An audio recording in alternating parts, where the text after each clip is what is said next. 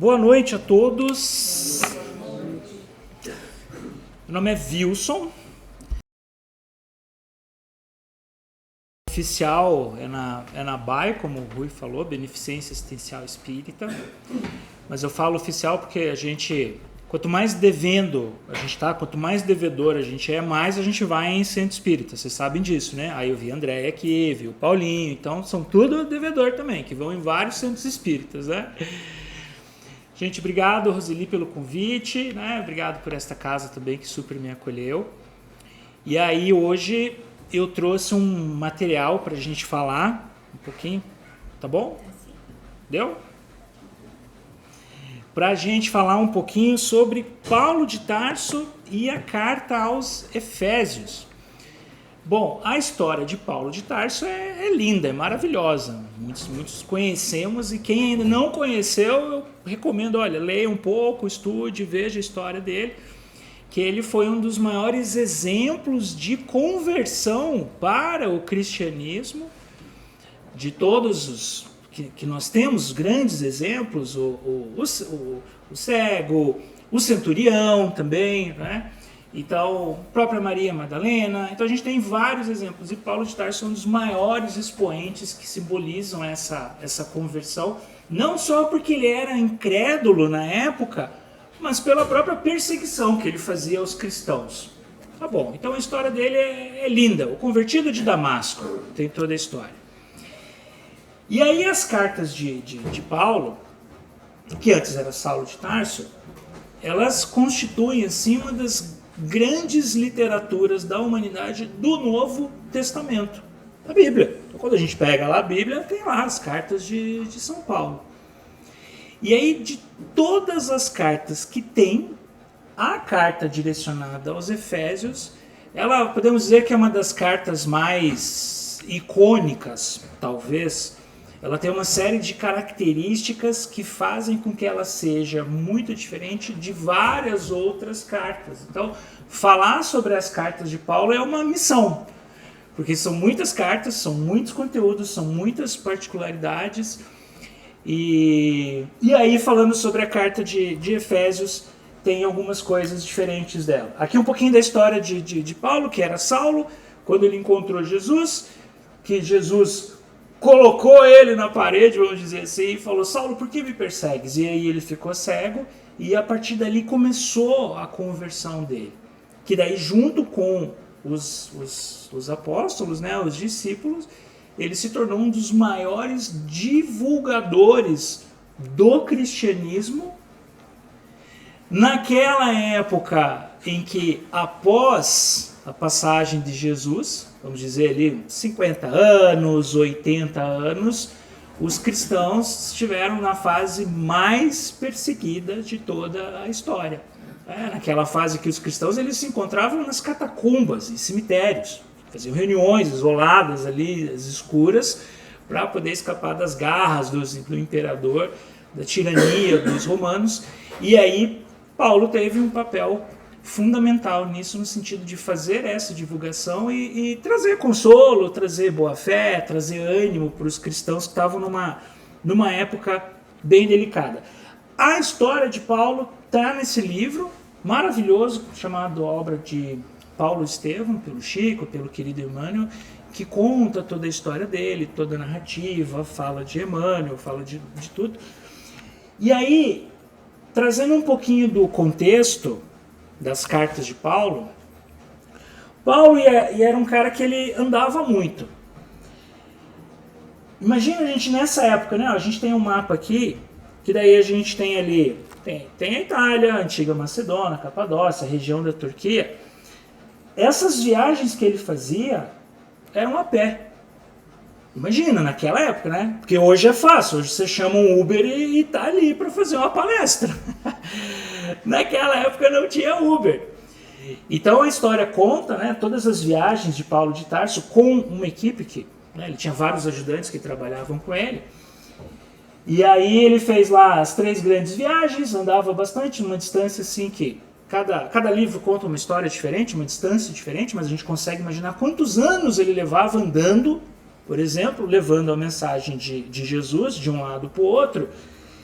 E justamente essas viagens dele que começaram a trazer a necessidade dele escrever as cartas.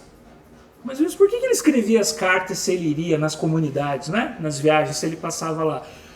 Porque as comunidades começavam a ficar, vamos dizer assim, carentes do Paulo estar lá perto deles. Ele passava numa comunidade, ficava lá 1, 2 anos, 6 meses, 3 meses, falava com as pessoas, levava a mensagem e depois ele ia para outra comunidade.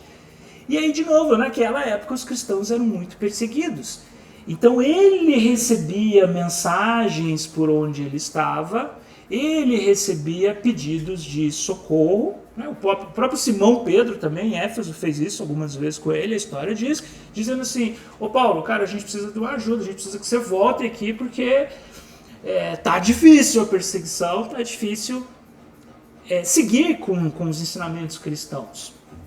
E aí Paulo falou, bom, se eu não posso estar em todos esses lugares, e não tem o WhatsApp, né? Que também naquela época não tinha, nem e-mail, nem site, eu vou escrever para essa turma.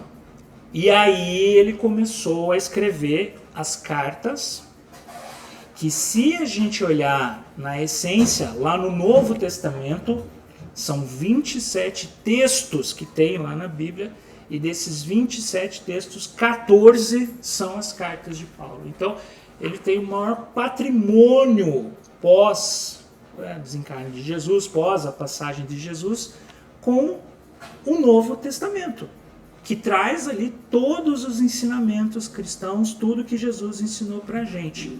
Legal. E aí, essa obra, ela é muito interessante também, eu trouxe aqui para deixar para vocês, né, a recomendação, que o que Emmanuel fez na sabedoria e tudo que Emmanuel tem.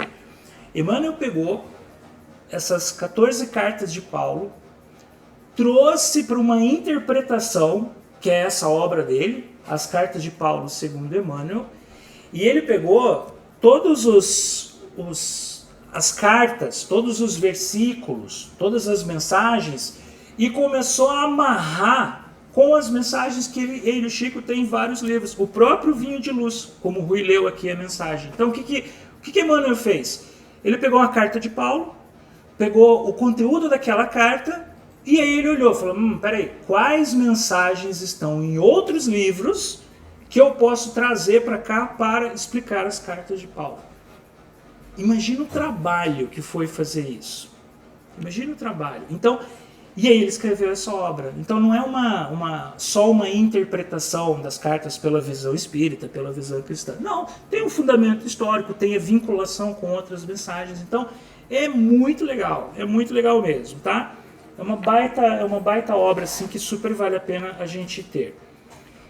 E aí nessa obra, olha o que Joana de Ângeles traz pra gente. Que ele tem uma resposta sublime de Deus aos apelos aflitos das criaturas humanas. Olha o detalhe, aos apelos aflitos das criaturas humanas. Então, quando a gente pega, por exemplo, o Evangelho, e vocês têm um estudo aqui, né, que eu vi, capítulo 5, fala essencialmente sobre as causas do sofrimento. Bem-aventurados os que sofrem, não é isso? E aí ele vai trazer lá ainda, Kardec vai trazer as causas anteriores, as causas atuais das aflições, né? Essa história toda vai trazer tudo isso. Então, se a gente pegar o capítulo 5 do Evangelho, dissecar ele ponto a ponto, a gente vai cair nessa sintetização do parágrafo de Joana de Ângeles, né? Os apelos aflitos, que muitas vezes a gente não sabe por que está passando por aquilo, ou a gente até sabe, mas a gente, como bons seres humanos imperfeitos, a gente não entende, ou se a gente sabe e a gente entende de uma maneira racional, de uma maneira emocional, a gente fala, caramba, mano, de novo esse negócio aqui acontecendo. E aí vem ali, cada página reflete a claridade solar na escuridão do entendimento humano, contribuindo para que o indivíduo não retorne à caverna em sombra de onde veio. Bonito, né? Joana de Ângeles, assim, sempre cirúrgica. Legal. Entrando no detalhe da carta, Por que que era Paulo de Tarso, Saulo de Tarso? Tarso é aqui, ó, essa cidade que ficava lá na Turquia, na época. E aí diz a história que Saulo de Tarso, ou Paulo de Tarso, escreveu essa carta quando ele estava em Roma, direcionado para a comunidade de Éfeso. Isso aconteceu por volta de 62 a 67 depois de Cristo, tá? Com um mensageiro chamado Tíquico. E esse mensageiro era um dos braços direitos de Paulo de Tarso. Esse cara trabalhava muito, era devedor também, né? Igual o palestrante espírita e trabalhador de casa espírita, devedor também. E pensa num cara que viajava levando cartas de Paulo de Tarso pela Europa, pela Ásia, era esse cara, Tíquico. A história dele também é bem legal. E aí a história diz o seguinte também, que Saulo escreveu essa carta quando ele estava preso em Roma. É o que a história também fala. Viu? Isso é 100% certo? Não, não é, né? A gente sabe como são os manuscritos daquela época, que muito se perdeu. Tá bom. E por que Éfeso? Né? O que tem de tão especial dessa carta de Éfeso? Quando a gente pega as cartas de Paulo, o que ele faz? Para cada comunidade que ele manda uma carta, ou para cada pessoa, para cada emissário, ele também mandava, ele ia trabalhar numa necessidade específica daquela comunidade. Então essa comunidade aqui, por exemplo, eles têm um caráter, vamos dizer assim, muito materialista, né? Muito de dominação, de perseguição aos cristãos. Então ele ia lá, pegava as mensagens do Cristo e falava sobre isso para aquela comunidade. Essa comunidade a gente precisa falar sobre família, sobre bons valores. Então ele pegava aquele tema e escrevia para aquela comunidade, certo? Temas específicos. A carta de Éfeso é diferente. Ela é uma das mais longas. Por quê? Ele pega e aborda vários temas para a mesma comunidade. Então ele vai falar sobre família, vai falar sobre respeito, vai falar da relação dos deveres de pais para os filhos, deveres dos filhos para os pais, deveres do servo para o patrão, do patrão para o servo. Ele vai nessas outras nuances. E isso por quê? Porque Éfeso, a cidade de Éfeso, na época, né, entrando já um pouquinho assim nos fatos da cidade de Éfeso, era a maior cidade da época que tinha lá na Ásia, depois de Roma, obviamente. E Éfeso era um Ctrl-C, Ctrl-V de Roma, vamos dizer assim. Então toda aquela característica da sociedade de Roma era presente na cidade de Éfeso. É igual aqui em Curitiba, se a gente olhar, a nossa sociedade tem algumas características, certo? Por exemplo, lixo, coleta de lixo reciclável. A gente aqui em Curitiba, nós estamos acostumados com isso, certo? Pô, você tem ali uma lixeira para o lixo reciclável, outra lixeira para o lixo orgânico. Aí quando a gente sai de Curitiba, vai em outra cidade que tem só uma lixeira, dá até um negócio assim, não dá? Então isso é uma característica da sociedade. Então, Roma tinha uma série de características que a gente conhece já pelas leituras, pelos textos, certo? Então, muita perseguição aos cristãos, muita questão materialista, muitas questões de ter outros deuses, de ter a dominância, o império, a ganância, certo? Era tudo aquilo que a gente percebe quando tinha em Roma na época. E aí, muitas e muitas pessoas saíam de Roma e iam morar em Éfeso.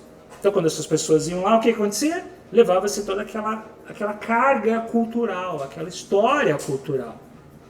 E grandes perseguições aos cristãos. Então, Éfeso sendo a segunda maior cidade da época, as pessoas eram assim. Daí a necessidade de Paulo de escrever uma carta, vamos dizer assim, mista, certo? Para atender vários públicos diferentes.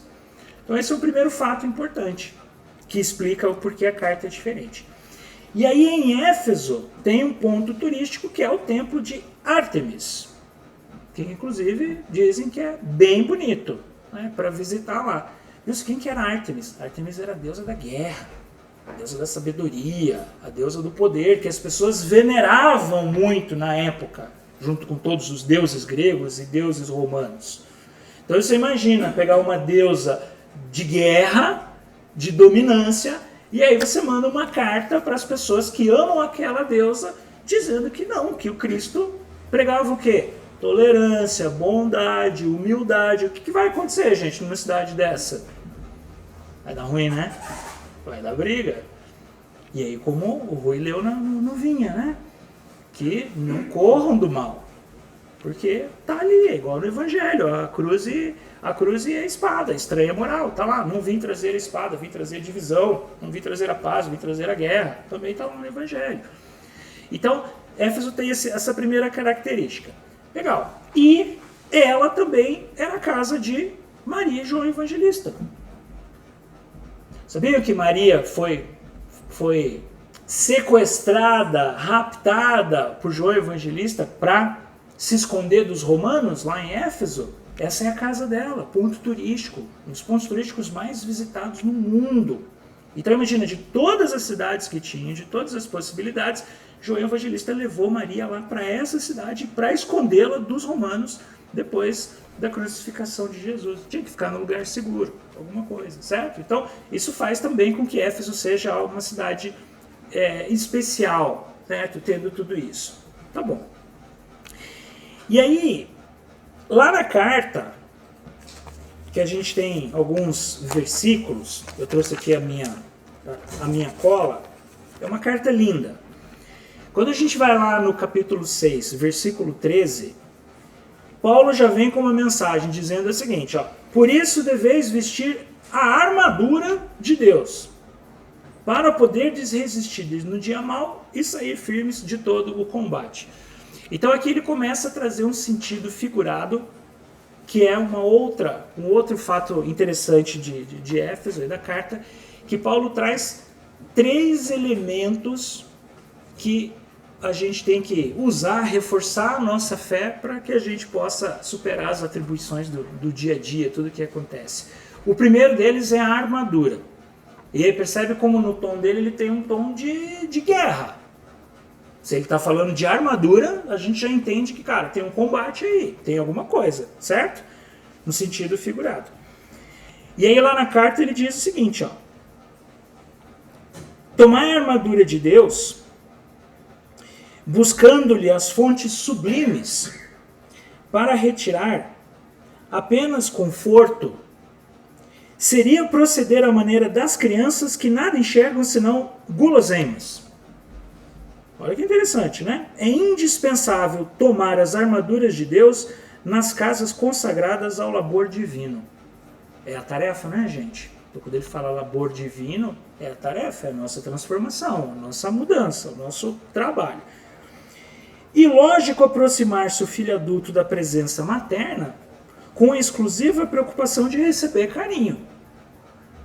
A mente juvenil necessita aceitar a educação construtiva que lhe é oferecida. Quem tem filho adolescente aí, levanta a mão para mim. Alguém tem filho adolescente? Não? Só eu? Então, quem tem filho adolescente, né? Ó.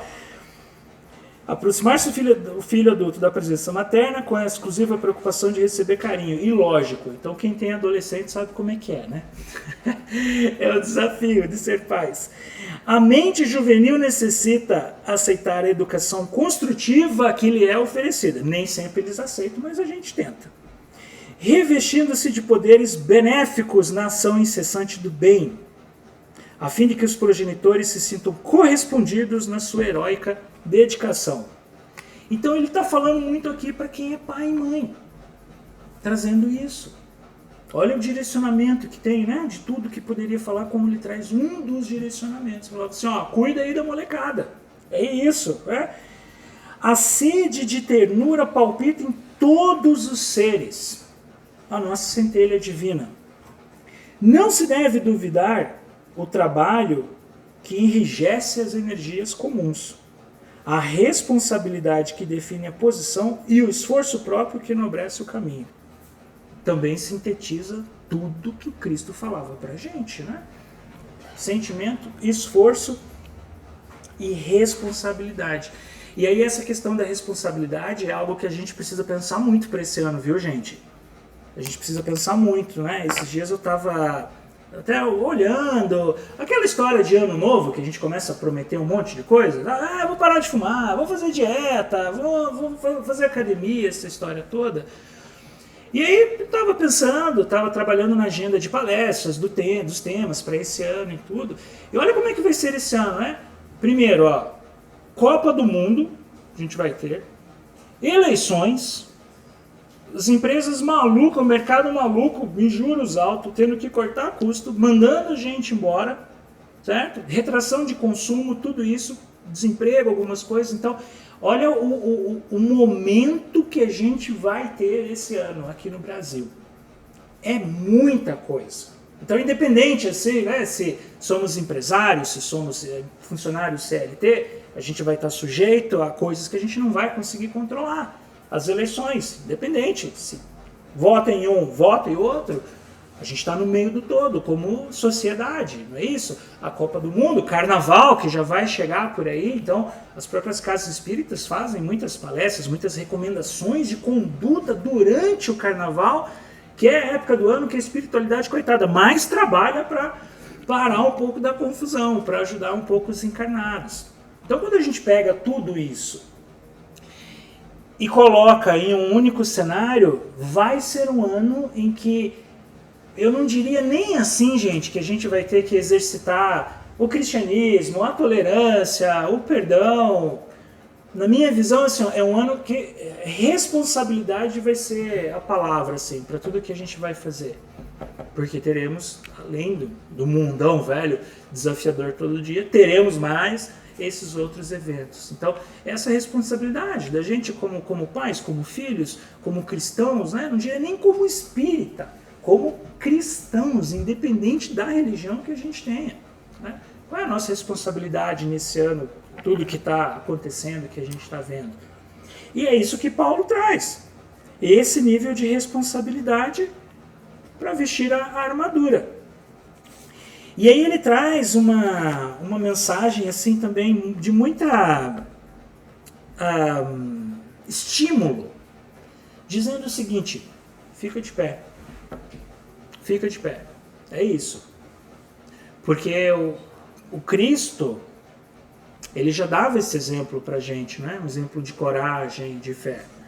A doutrina espírita, ela já ensina pra gente que nós estamos aqui nesse planeta, nessa encarnação, nessa cidade, nessa condição familiar, porque a gente, por algum motivo que a gente não sabe, e ainda bem que a gente não sabe, né? A gente soubesse.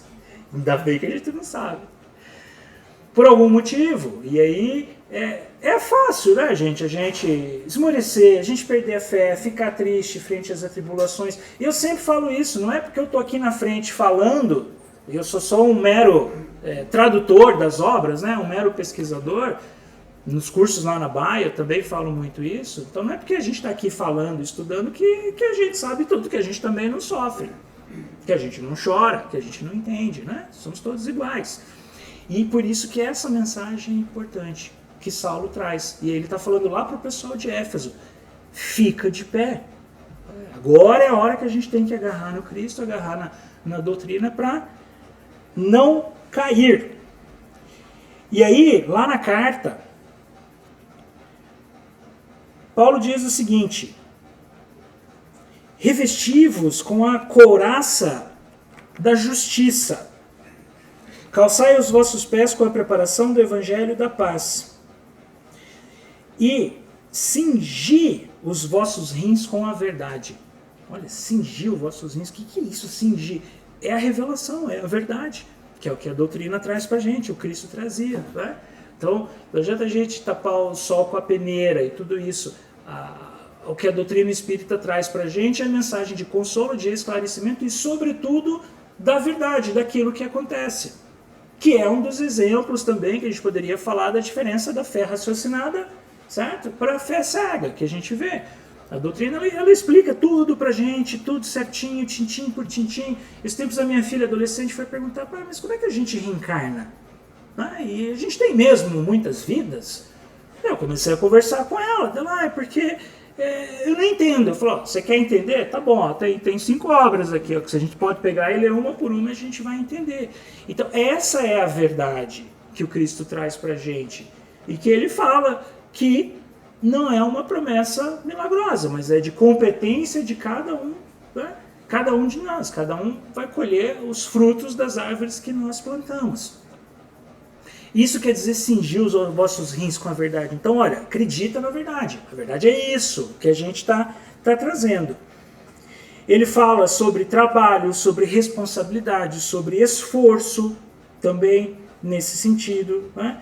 E vejam quantas e quantas vezes o Cristo trazia a mensagem assim de fé, de perdão, e que ele encorajava as pessoas.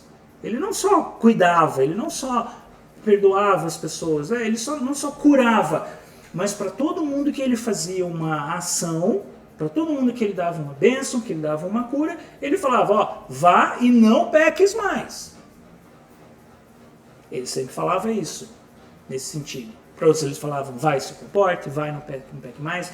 Então, sempre tinha um chamado, uma convocação. E aí, nessa verdade, ele falava também para todo mundo, que olha, que se você quer realmente achar o caminho, né, se realmente a gente quer chegar à iluminação, ao caminho de Deus, nós teremos que travar muitas batalhas. Né, e não será fácil. É só ver quando a gente começa a fazer o bem por aí. Começa a mudar o comportamento. Você vê assim, mas começou lá no centro espírita, agora tá querendo aí fazer, né? Não é assim que acontece? Agora tá fazendo de bonzinho, né? Ó, tá lá no centro espírita, tá indo na igreja, tá passando por bonzinho. É isso que acontece, né, gente? Por quê? Porque a gente está deixando aquele homem velho para trás. Está mudando o hábito, mudando o comportamento, mudando o pensamento, mudando a postura, tudo isso. E aí vai contra alguns princípios, alguns valores, alguns comportamentos de pessoas que não têm esse mesmo direcionamento para a gente. E aí começa o quê? A gente começa a travar batalhas. Seja com os amigos, seja dentro da família, seja tudo isso, certo? Só para dar uns exemplos, a própria história dos discípulos também, né? Jesus fala, o fato deles largarem tudo para trás, largar a família, largar filhos, largar tudo e seguir o Cristo, né? Mas como assim você vai seguir esse cara aí? Como assim? Que história é essa? Certo? Então essa é a verdade. E aí, entendendo-se a verdade, na sequência da carta, e a gente, assim, ó, a carta é bem longa, né? A gente poderia trazer vários versículos, vários pontos. Eu dei uma pincelada, assim, sobre uns que são mais relevantes, vamos dizer assim, na minha visão. Ele vai falar agora do escudo da fé. Então a gente falou da armadura. Agora a gente vai falar do escudo. Empunhando sempre o escudo da fé, podemos extinguir os dardos inflamados do maligno. O que é o escudo da fé? O que será que ele quis dizer com isso? O escudo da fé. Seria, por exemplo, a nossa fortaleza? Seria uma prece, por exemplo, que a gente vai, né? A gente lê, a gente estuda. A importância da prece. A prece é um escudo pra gente. O evangelho no lar. Por que é tão importante a gente fazer o evangelho no lar? Nem que seja sozinho. A gente fala, minha família não quer fazer. Cara, faz sozinho. Por quê? Porque é o escudo. Está protegendo a nossa casa, está protegendo a gente. A espiritualidade vai lá e faz uma asepsia no ambiente, traz tudo. Então, quando a gente está em oração, por exemplo, em fé, em grupos de estudo, pensando nas coisas, o que a gente está fazendo? A gente está se protegendo. Que é o famoso orar e vigiar que tanto fala-se por aí. Certo? Então, Paulo traz isso como um escudo. Olha, você tem uma armadura para você lutar. E agora você tem um escudo que você pode usar para você se proteger dos dardos inflamados do maligno. Olha que detalhe é esse, né? Dardos inflamados do maligno. E esse escudo é em todos os sentidos, se a gente for parar para pensar. A nossa própria condição mental, os nossos pensamentos também. Olha a importância da gente tentar controlar os pensamentos para tentar controlar as emoções. Com boas vibrações. Joana de Ângeles também traz muito isso na literatura dela. Olha a situação vibracional, o que está acontecendo. Por isso que a gente fica doente. O que o corpo físico ele sente, aquela dor de estômago, assim, não vem do do nada, ela vem do estresse, vem do nervosismo, vem da tensão, vem da ansiedade, não é isso? Então primeiro a gente tem o pensamento, a gente sente aquilo e aí de uma maneira energética, né, aquela ação célula perispírito, célula física, ele vai corroborar lá com o corpo físico, que é o popular, está com baixa imunidade. Né? Fala, pegou gripe, está com baixa imunidade. Você vai ver por trás, a pessoa está estressada, está nervosa, está ansiosa. Você está dizendo que é fácil fazer isso? Não, gente, de jeito nenhum. Mas é o nosso escudo, uma barreira de proteção que a gente tem que tentar usar isso na medida das nossas capacidades. E aí Paulo traz o terceiro elemento. Então ele falou sobre a armadura, falou sobre o escudo e o capacete da salvação. Olha que interessante, né? Que ele vai terminar trazendo isso aí, ó. O capacete da salvação. O que é o capacete da salvação, gente? Né? Como é que a gente entende as coisas? Como é que a gente enxerga o mundo? Como é que a gente pensa? Como é que a gente trabalha? Como é que a gente vive? Né? Como é que nós estamos protegendo, blindando a nossa cabeça com relação àquilo que a gente vê ao nosso redor, aquilo que a gente pensa, aquilo que a gente sente, aquilo que a gente acredita, aquilo que a gente faz? Responsabilidade pura, né? Trazendo isso, nesse outro sentido. Né? E ele fala lá, ó, uma vida cheia de lutas, de provações, de obstáculos, de armadilhas, a nossa guerra diária, não apenas para sobreviver fisicamente, mas para crescer espiritualmente, principalmente espiritualmente. E aí, trabalho, responsabilidade e esforço são os critérios mais importantes, né, da carta que ele traz. E aí, quando a gente fala do capacete, Paulo ainda traz outra interpretação, né? Ele diz o seguinte, lá pelos textos de Emmanuel. A questão é simples e límpida. Sempre que somos levados a nos afastarmos dos pilares da armadura de Deus, que são, repito, trabalho, responsabilidade e esforço, estamos caindo nas armadilhas que povoam o nosso mundo material e espiritual. Há quem culpe o diabo, ou como se diz no espiritismo, o espírito obsessor. Não negamos o mal, apenas observamos que cabe a cada um de nós afastá-los de nós. As vaidades humanas são armadilhas que se multiplicam e que apenas um coração atento e sincero pode perceber. Legal? Bem bacana essa carta. Então fica uma recomendação depois para ler. Tá bom? Tem muita coisa, tem vários versículos e que possamos nesse ano lembrar desses tão nobres ensinamentos de Paulo, né? Do capacete, do escudo, da armadura, para termos um ano bom, todos nós. E feliz ano novo, né? Eu não falei no começo, esqueci. Então, feliz ano novo com muita paz e muitas bênçãos. Gente, fiquemos com Deus. Agradeço. Antes de a gente passar para a frase do nosso passe,